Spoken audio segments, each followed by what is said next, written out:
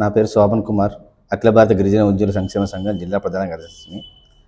Last month జరిగిన world yoga కార్యక్రమానికి దాదాపు 25,000 మంది గిరిజన విద్యార్థులు విశాఖ జిల్లాకు వచ్చి చేసి దానికి గిన్నిస్ రికార్డు రావడం కూడా ఎంతో కృషి చేశారు.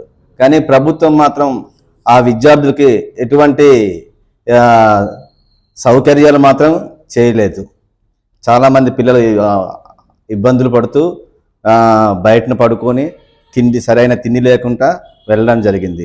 అలాగే ఈ మధ్య జరిగిన మెడికల్ డిపార్ట్మెంట్లోనే ప్రమోషన్స్ విషయంలో కానీ ట్రాన్స్ఫర్ విషయంలో కానీ మా గిరిజనులకు చాలా అన్యాయం జరిగింది.